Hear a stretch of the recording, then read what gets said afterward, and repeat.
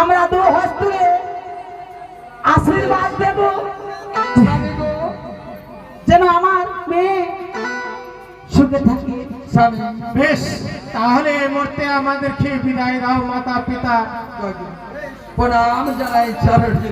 কি ঠাকুর এবার এই তো হে মা গঙ্গা, তোমার পদতলে নমস্কার জানাই।